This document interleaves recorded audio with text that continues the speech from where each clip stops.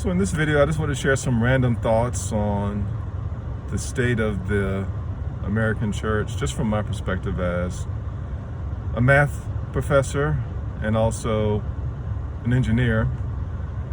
The state of the American church, again, just my perspective. I'm always open to feedback.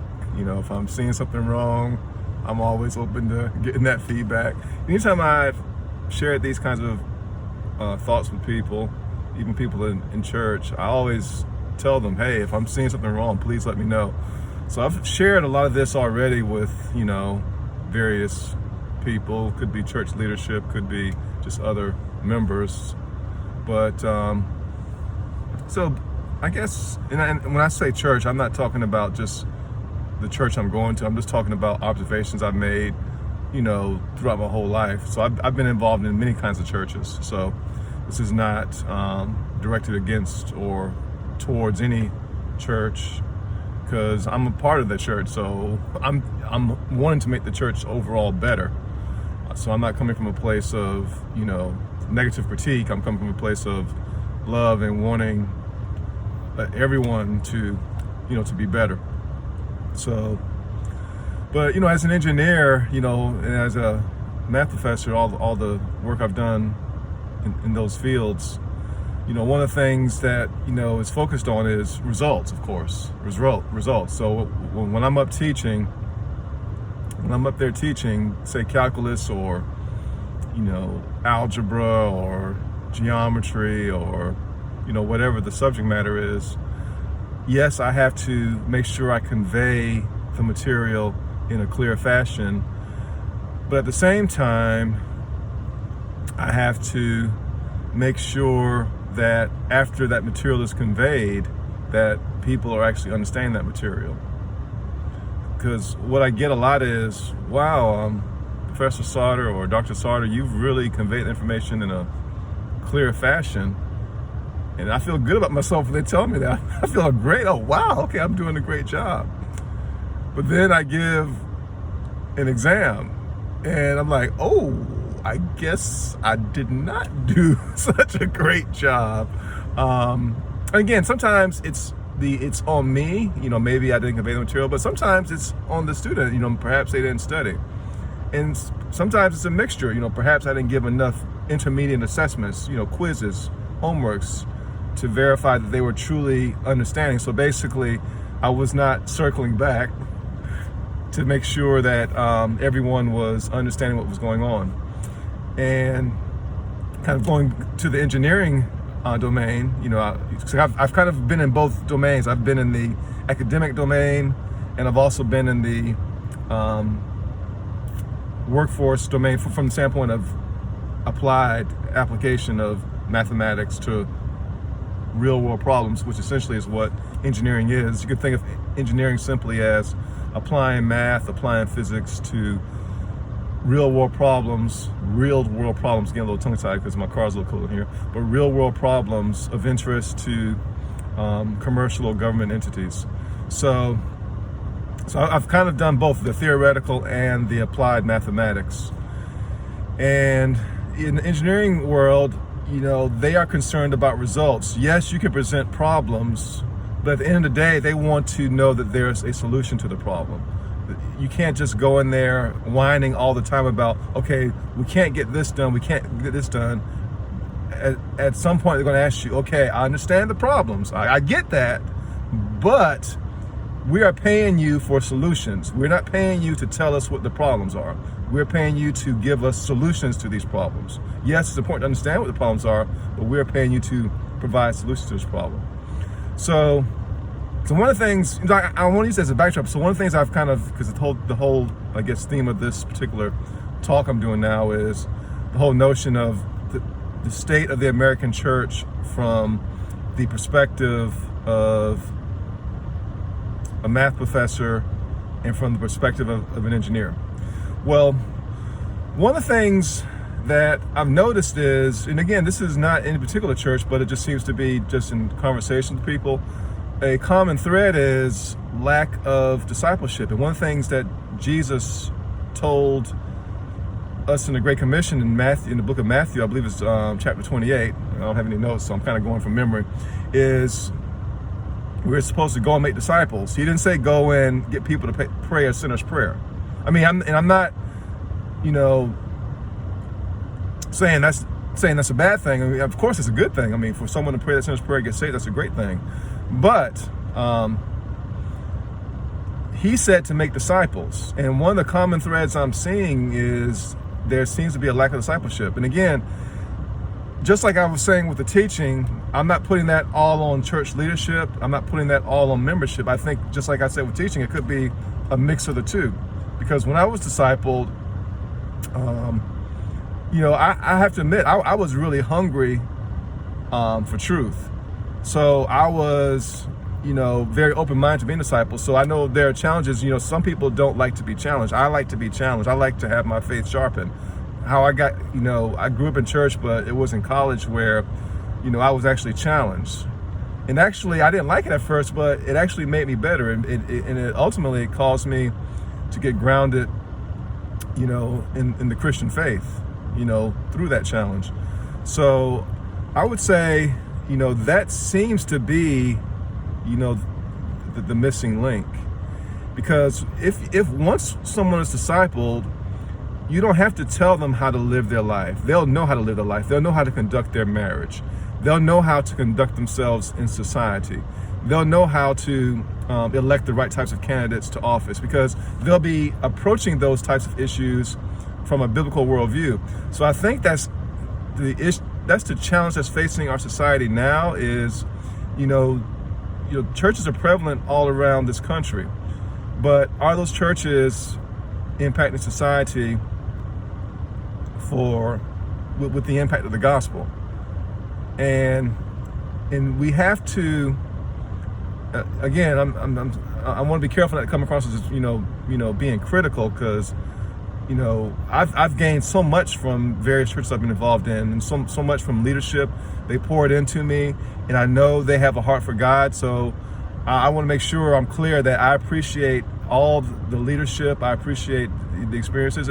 Even some of the, like I said, I had a wide range of experiences, and even some of the experiences that were challenging, I still was able to gain benefit from that, because the Bible talks about the trials making us strong. So I just want to for those people who have poured into me over the years, I definitely want to say I appreciate that. But again, I'm trying to speak in general terms right now, speaking in general terms. But it's important to really circle back, and I hate using that term. I'm sorry, but or that phrase. But we want to ask the question: okay, is what we're doing working? Like we're doing all this preaching and teaching, and we have all these programs, and all that's important. We have these conferences. That's important. Again, I've gained so much from going to conferences. I'm not discounting that. But just like in the engineering world, I go to conferences, of course, to get training, right?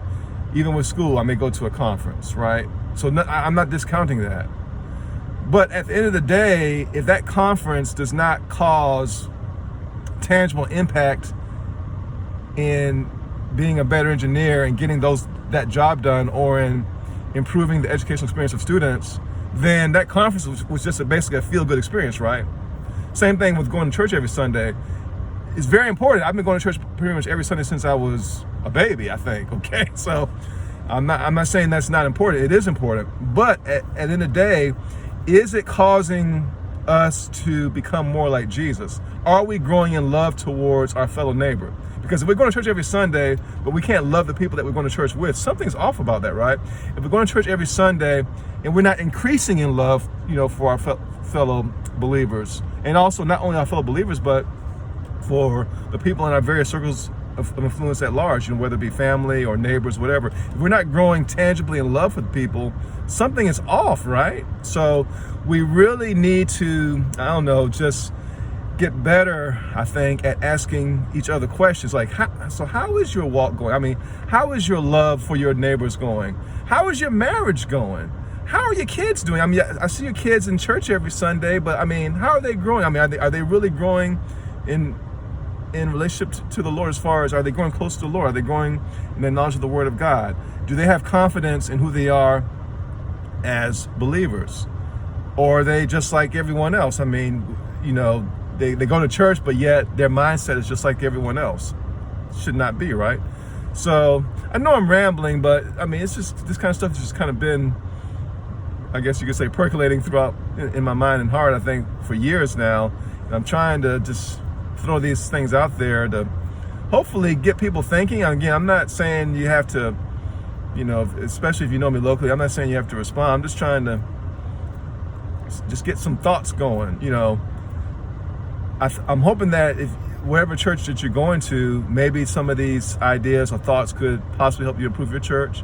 Maybe be an encouragement to your fellow members, encouragement to your leadership. Of course, you give them, you know, as doors open, to say what's going right, because sometimes it's so easy to focus on what's going wrong, but there's so many things that are going right with the church. I mean, and we don't want to forget that. But at the same time, we really have to take a look at, okay, why is the culture where it is now?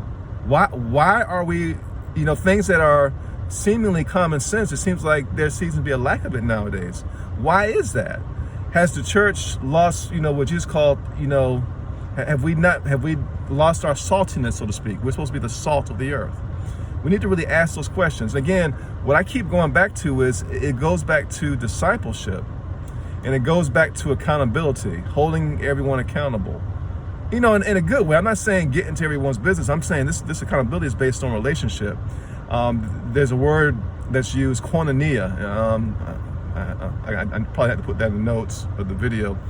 But basically, it talks about fellowship. I'm going to try to spell it. Maybe I shouldn't, because I might butcher that. But koinonia. It just basically means fellowship. So this accountability has to come out of a place of fellowship, you know, knowing the people that you're going to church with, knowing your fellow believers. Because if you have a rapport with them, then of course you can lovingly challenge them. You can lovingly say, hey, how is your family doing? Hey, are you really okay? Or are you just putting on the church face? You know what I mean? So we really need to look at that. So my perspective as someone who has worked in the engineering field, as someone who is a math professor, is yes, all the programs are great. I think they're necessary, but we do need to, so that's kind of like, I call that the high level, if for lack of a better term, but we also need to get lower level and start asking people, how are you doing? I mean, is this teaching actually working out in your practical life? How's your marriage? How are your kids doing? How is your personal walk with God? Are you hearing God, you know, are you getting clear direction from God on how you should live your life? Is it biblical? Is it causing you to make a positive impact on the world around you? If I were to talk to your neighbors, would they see you as a loving person? Those kinds of practical questions, I think we need to kind of go back to. Just like as a math professor, I think I'm doing the you know, a great job, right? Sometimes, not all the time, but I say most of the time, not trying to be arrogant and more confident, you know, because when you have gifts that God's given you, you should have confidence. That's not being arrogant, it's just being confident, right?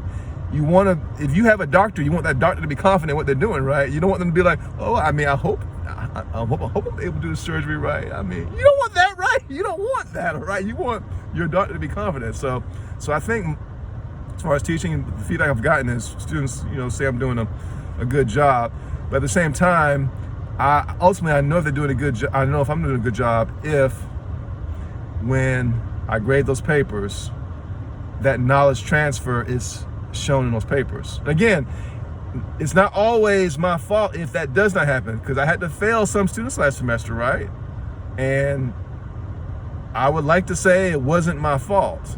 There may have been some exceptions to that, but you know, maybe I could have done some things better, because no one's perfect. But I try to give every student, you know, many opportunities for success, you know, extra credit, things like that. So I'm fairly confident that everyone got the grade they deserved. If anything, I was merciful. Maybe I was very merciful in many cases. So some people may have gotten, you know, some, you know, extra stuff they didn't deserve because of the, you know, the extra credit opportunities I gave them, which I didn't have to do. Okay, so So all I'm trying to say is, I know I'm rambling, and I'm already gotten past that 15-minute mark, and I didn't mean to do that. So, but I just think we need to really, in the church, really just make sure and get down back down to discipleship, and not just. Again, I'm not saying throw away the programs. We need those also, but all of that, those programs, all of the activities, whether it's food pantry or whether it's children's ministry that you might be involved in as parents, or whether it's ushering, all that kind of stuff. I mean, whatever it is, teaching, it has to come from a place of fellowship. Because if it's not, it's more like just kind of going in, punching the clock, so to speak, and moving out without really knowing anyone. That's not good. I mean, all of this church work, if for lack of a better term, ministry, better way to say it, should come out of a place of fellowship, knowing with whom you labor. Okay? So I'm going to leave it there. Again, this is just more opening up the discussion. I didn't have anything written down, so I apologize for all the rambling.